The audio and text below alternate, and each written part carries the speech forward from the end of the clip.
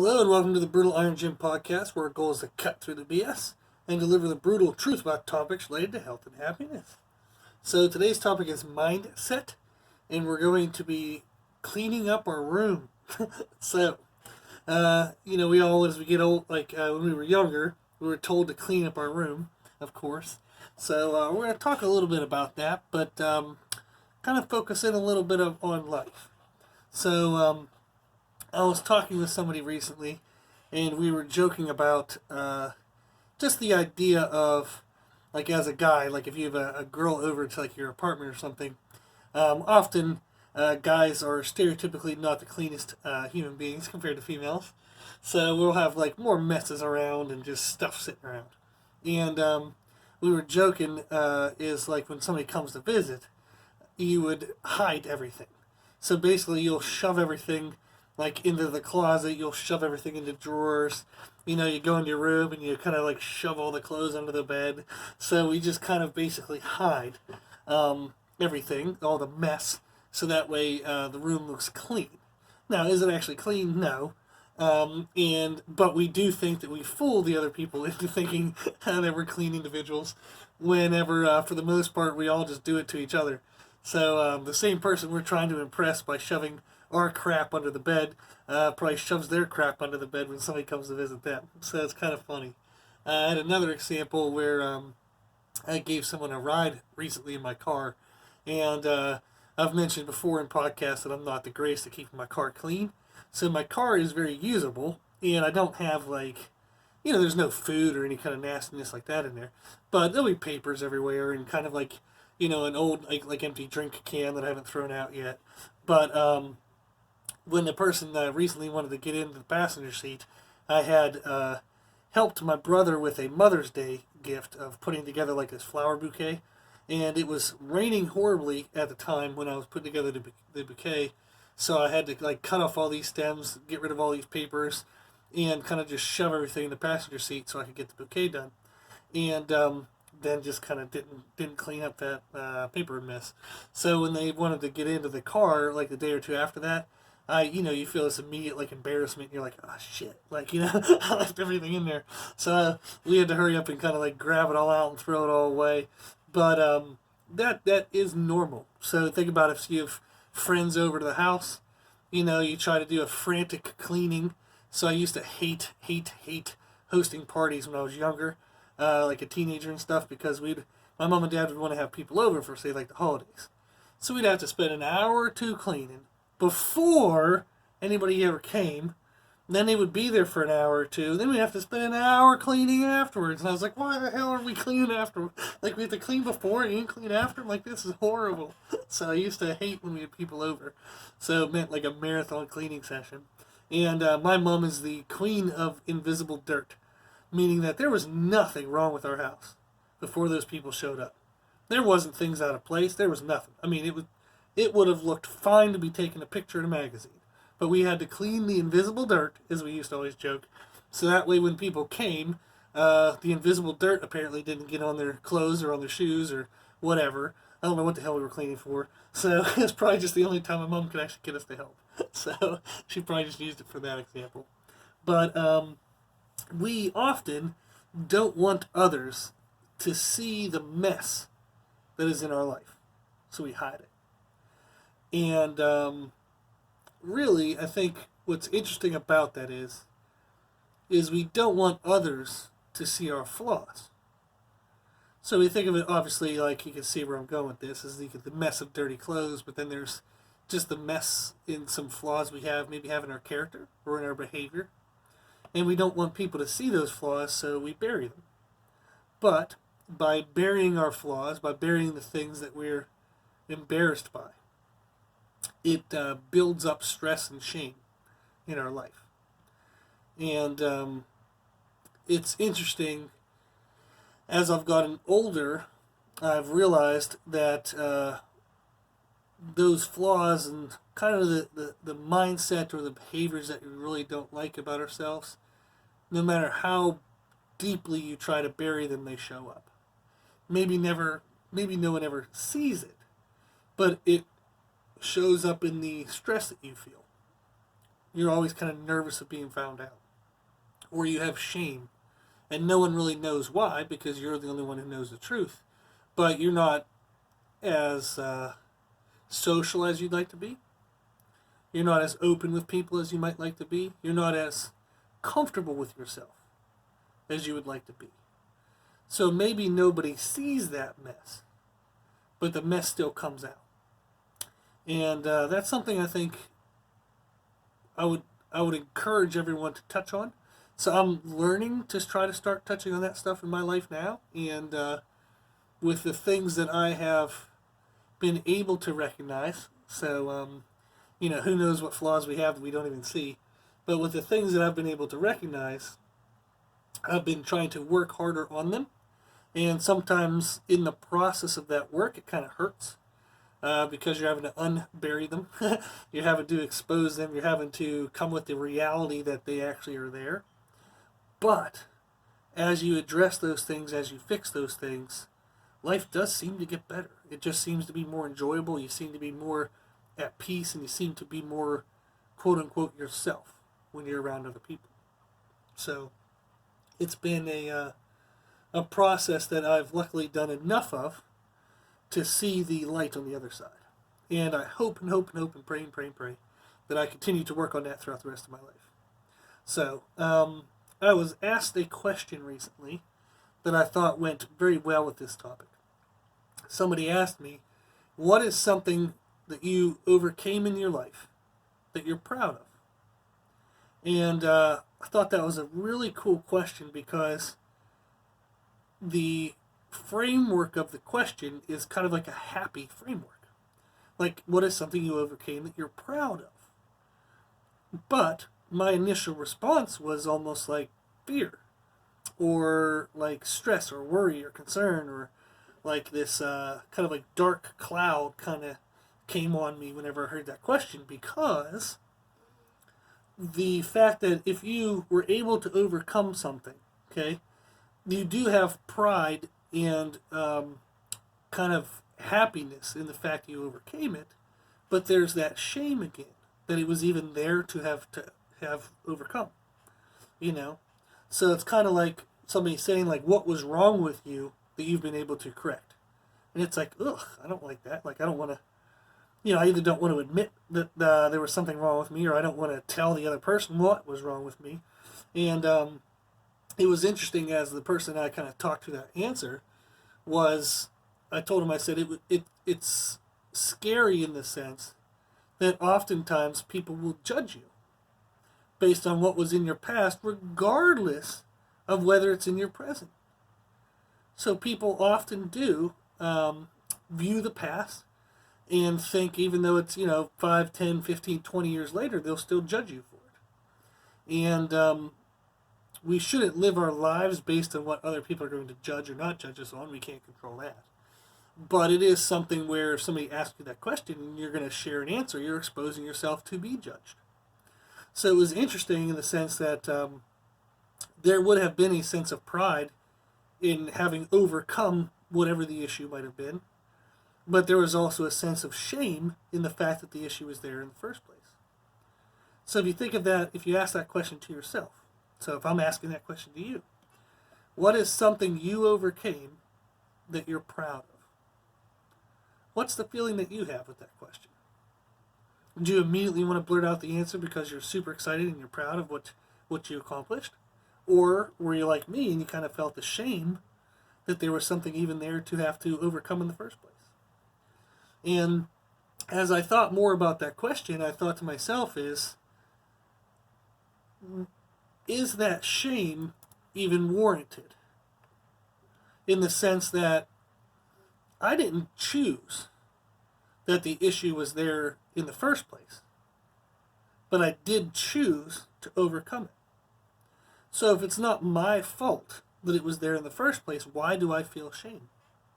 I didn't choose it. I didn't pick it. I didn't it was just there. I didn't do anything to deserve it. I didn't do anything to earn it or cause it to myself. But yet I feel shame. And I don't think that should be. Obviously that's going to make me feel better about myself, but I do think that's just the truth of it, is if If it was there before we knew it, it was just inherently there. That's not our fault. And we shouldn't have shame. So I didn't choose it.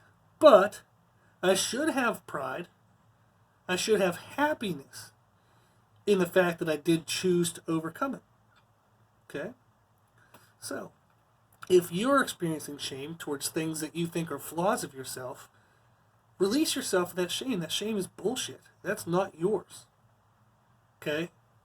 You didn't pick that stuff. That stuff was probably already there before you even recognized it. Maybe some events happened in your life, things came up, and then you recognized it was there. But you didn't create it. You didn't cause it. You didn't choose it. So don't have shame over it. Now, that doesn't wash you of all responsibility. You still are responsible to correct it.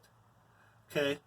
If you recognize it as a flaw, if you recognize it as something that is holding you back in life, or a behavior that you have that hurts people around you, it 100% is your responsibility to change it.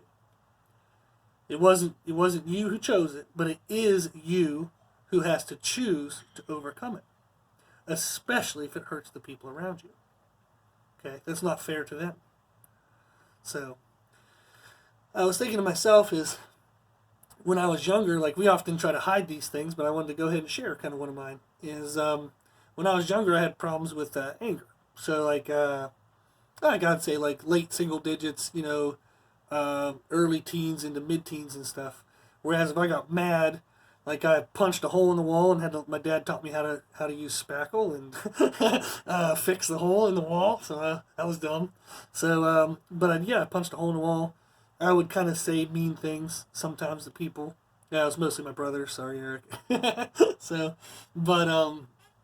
he would just be mean sometimes because you didn't know what to do with the emotions. You didn't know what to do with that anger, and it became to the point where I started to recognize it, and I'm like, well, this isn't nice. Like I might say a mean thing, like to my brother or to like my mom or dad or something, and it'd be something like when you're a kid, and you tell your mom like I hate you. Obviously you don't hate them, but you shouldn't even say those words, right? So you say them, and it releases some emotion, but you immediately feel like a piece of crap, and you feel really bad, and so then you try to apologize in a way. But I found out early in life, like I said, in kind of like my mid to early teens, was that you can't apologize away a hole in the wall. You still have to fix the hole in the wall. Just like you can't apologize away words. You still have to fix those words. You still have to rebuild that relationship. You don't just get to say, I'm sorry, and start fresh. Or start where you left off. Doesn't work. When you hurt someone, you have to rebuild that trust. And I learned early on that feeling was horrible.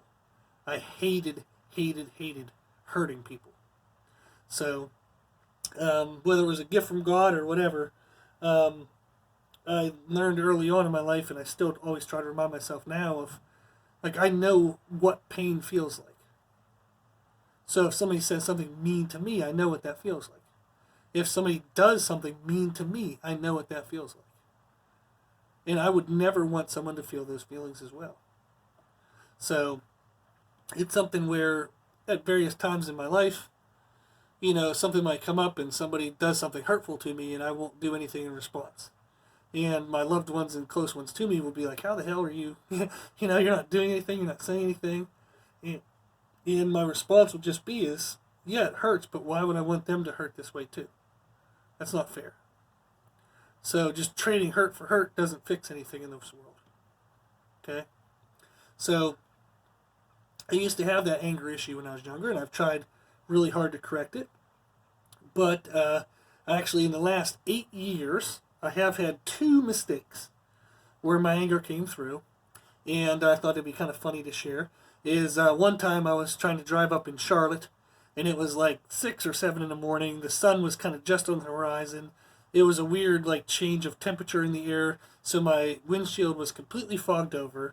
I couldn't get the freaking windshield to clean up so I could see well. The sun was glaring through it, so I was getting crazy frustrated because I was trying to find this manual therapist's office that was this long address, in section C of building A of whatever the hell, and I couldn't find the dang thing. So I was running late. I was like 10 minutes late to this appointment. That was like $200 an hour, so I was freaking out. And I remember just getting frustrated, and I punched my windshield. Well, that was pretty damn dumb, because then the windshield like spider cracked. So it was fogged over, and now it's fogged over and spider cracked. So that did not help the situation. So I ended up having to roll the window down and sticking my head out of the car like a dog. And so I was driving around Charlotte with my head sticking out the window, just laughing at myself about how absolutely insanely stupid that was to punch the windshield. So you have that moment of frustration, you punch the windshield. As soon as I saw it spider crack, probably before the crack was even done, like spidering open, I was already laughing. Because I was like, you moron. You just made that like so much worse. So, and then we had a time where there was a person of the gym. I'm going to try to stay very vague. But there was a person of the gym who had brought their young sons into the gym. And they were not disciplining their kids in any way whatsoever. These kids were running up and down through the gym. And in my mind, I'm like, everything in here is sharp and metal. Like, what the hell? These kids are going to trip and fall and get, scars, or they're going to hurt something. Like, I don't want them to get hurt and, like, break a bone or something like that. So I'm trying to, like, train the guy, as I'm also trying to, like, judge the shit out of him so he would take care of his kids. But he was, like, twice my age, so it's not my, I didn't feel like I was in the right place to try to correct him on his parenting. So it was just insane frustration. And I just kind of, like, was nervous the whole time. And then one of the kids happened to go into the bathroom, and meanwhile they had like flushed a whole roll of toilet paper down the women's bathroom. So the toilet had overflowed, so I had to stop the water. It was a train wreck. And one of the boys locked the bathroom door and then came back out. So the door had locked behind them. So then one of the members was they went over and they said, hey, the bathroom door is locked, but I don't think there's anybody in there. So I walked over, and I'm like already freaking out, like it's already like super high stress. So I walk over, try to open the door, I knock, there's no sound, so I just punched the doorknob off the door. And then I looked at the member and I said, here, the door's open. And then I walked away, and I felt like an asshole. Then everybody in the entire gym just got like dead quiet. So it was not my proudest moment. So I did have to eventually fix and actually buy a new door, so that was pretty dumb. But those have been the 2 moments in the last 8 years where I lost my shit. And But 2 moments in the last 8 years isn't too bad. I would like to have it be 0, but it's improvement.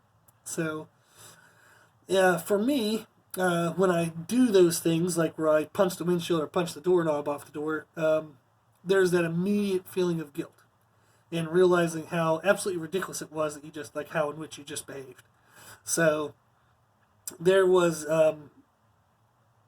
So those are actions that I've done in anger that I'm not proud of, and I'm working on correcting. But that is a flaw in me that I'm working on.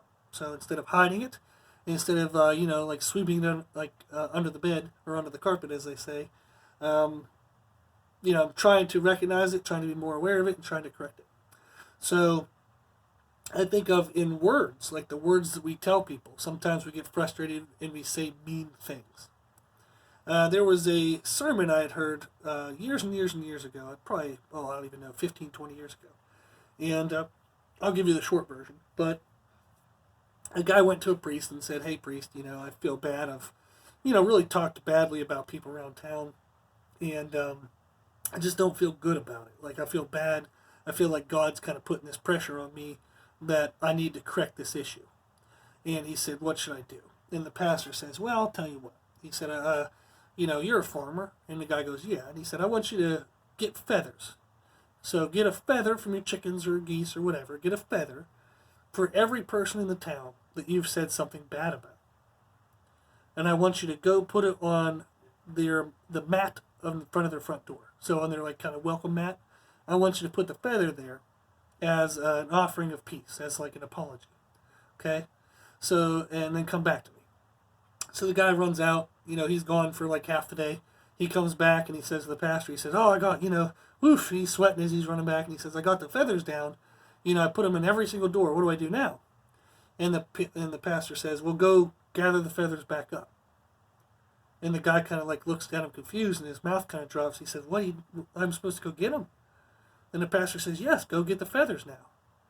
And the farmer says, well, I can't. They would have like blown away in the wind, or I don't know where they all are. Like maybe people got them, maybe they didn't. I don't know what happened to them. He said, I can't really get them back. And the pastor said, you got it. You're exactly right. So once you put those words out there, you don't get to bring them back. An apology doesn't bring hurtful words back. You have to follow up an apology with action. Okay, with not saying those things again. With acts of service or gifts of kindness or a way in which you have to rebuild that relationship. You don't just get to say mean things to people and have it wash away. That isn't how it works. And that really, really, really stuck with me. So I think I was a late teenager at that time, and I kind of took on the rule of when I'm frustrated, I won't speak. And I've then had to try to undo that a little bit because communication is important. But it taught me to not speak on an issue if I'm really mad for 24 hours. So I had a 24-hour rule, which has sometimes turned to 48 and 72 hours. So sometimes you just need a little extra time to kind of work through things. But I set a rule to myself is that I will not react to anything I'm angry about. I won't send an email, I won't write a letter, I won't say words, I won't do a reactionary action in any way for at least 24 hours. I have to give myself time to calm down, think through it rationally, put myself in the other person's perspective, try to see if I can gather information about that moment or about that issue, and then in 24 hours or so, I can come back and be more calculated and more true to my feelings in the way in which I want to respond. So you think of that example as when you're a little kid and you tell your parents, your mom, like, you're like, I hate you, Mom, because you're grounded or something for something you did. You don't really hate her, but those words have to hurt. So even though a mom knows that in the moment, it still has to hurt. There's this being that you probably love with all of your soul. You love more than you love yourself. And they're telling you those mean words. So that's something that I never, ever, ever, ever want to do ever again in my life. So I'm working on it. So I always remind myself of that feather story. And I know that I can't get words back. So I try to be more calculated in the way in which I respond. So I have my 24-hour rule. No matter how fired up I am, I don't ever respond sooner than that. Okay? And that's something I try to do. So I reinforce this with kind of the idea of love. I have signs in my office. So I have one sign in my office hanging up that says, you and them, not you versus them. The person isn't the problem is the problem. So that helps me recognize that when there's anything that goes wrong in the gym, I'm not mad at the person, I'm mad at what happened. And I'm going to work with that person to correct it.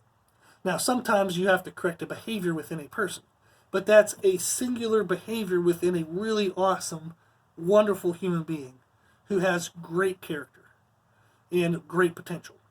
So just because someone makes one mistake doesn't mean they are a mistake.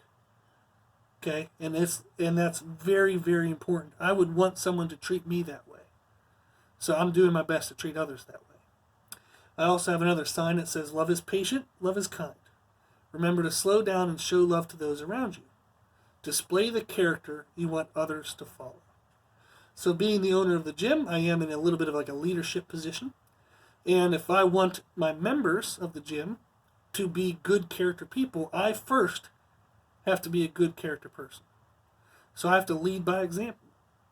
And that's a note that I have, love being patient, love being kind. It reminds me to be patient with everybody, be kind to everybody. So don't expect the worst of people. Don't always think the worst was the first, kind of reaction. So it just reminds me, these notes that I have and the signs I have around remind me to respond with love to people. First of all, because that's what people deserve. That's what I would want. So how someone to treat me, and that's what God wants of us. So that's how I try to remind myself and keep myself on track. So we hide our flaws like dirty clothes under the bed, and the downside is the problem, the negative is that our flaws are often not our fault, but allowing them to continue is. So we shouldn't have shame for our flaws. We didn't choose them, but we do have the responsibility to correct them. So, what in your life if someone were to like look under your bed, so to speak, of your life, what would you want to frantically hide away? What would you try not to let others see? Okay? Then release yourself of the feeling of shame over that issue. You didn't choose that issue. And even if you did something in your past that caused that to now be something of shame, get rid of the shame. That's who you were in the past. You're not that person anymore. And you can change today. Okay? Get rid of the shame. The shame is just going to cause you to hide it more and never to work on it, never expose it, never correct it. So get rid of the shame. It is not your fault. If you didn't create it, it's not your fault. If you created it in the past, that was a past version of you. That is not the current you's fault. Okay, you were a new person. Okay? So get rid of the shame and take on the task of correcting the issue. So one of the things I do is I have a daily checklist I have for certain behaviors I want to maintain or I want to avoid. So every day I do something that I want to do, I get a check mark. If I don't do it, I get an X. If there's something in a behavior that I want to avoid, if I do it, I get an X because I didn't want to do it. If I take that day and I don't make that mistake, I get a check mark for a good day. So I have a couple things I track for myself. Some of them are like business related. Some of them are personal things, like this kind of stuff. So some of them are kind of like more just making sure I'm on track with things in life. And some of them are corrective things. You can have an accountability partner. So I have 5. I'm very lucky to have 5 people in my life who I've told, don't let me be the smelly kid in class. Meaning, we all know like the crazy person who doesn't know they're crazy, or like the stinky kid who doesn't know he's stinky, and everybody kind of avoids him because he's stinky. Well, I don't want to be avoided. I don't want to be the stinky kid. So I have 5 people in my life who were 100% told to tell me, by me, anytime I stink. So anytime my actions, my character, my behaviors, or physically, if I actually do stink, I want them to tell me. Because you can only correct what you can recognize. So I want to be told when something is stinky in my life so that way I can work on it. So I don't want to be the stinky kid in class that everybody avoids. So I have accountability partners in that way. And you can also do signed promise notes. So I've done this in the past where I've wanted something to be part of my life. I wanted to correct something and be a better person, or I wanted to add something into my life to become a better person. So I wrote it on a piece of paper what the goal was. I tried to set a deadline to it, like a timeline. You have to have a timed goal. And then I signed it. I physically actually signed the piece of paper as a promise to myself. And then I put that note somewhere where I got to see it every day. And that reminded me that at one point in time in my life, in my strongest moment, I recognized the importance of this change. And I need to recognize that, and I need to remember that in my weakest moments. So those are 3 things I use, is daily checklist, accountability partners, and signed promises. You can also read books on the topic. I've listened to tons of sermons on certain topics. I've read tons of books. In the last 2 or 3 years, I've probably read 30 or 40 books, trying to learn more and more about business, about intrapersonal development, just wanting to become a better person. So I talk to like-minded people. I'm extremely lucky to have people in my life who are awesome character people, and we get to have fun discussions and talk about this kind of stuff. I also write out game plans, so you don't want to wing it, you want to plan it. So I plan things out for what I want to do with my character and my development over time, and just kind of short-term goals and long-term goals. So those are some methods that I use, okay, for myself. And that's some stuff that maybe you want to give a try. So, when you do, okay, when you can live without the fear of your mess being seen, so when you do correct the issue, when you start working to correct the issue, you'll find emotional freedom, self-confidence, and you'll be more able and excited to share who you really are with the world. So become your true self by working on these flaws. Don't hide them under the bed. Okay, expose them and work on them. Cool. Now, if you need any help or you want any advice or anything we can maybe help with, shoot us an email at brutalironjim@gmail.com. We're here to help and we're happy to help. Okay? Cool. Well, if you like this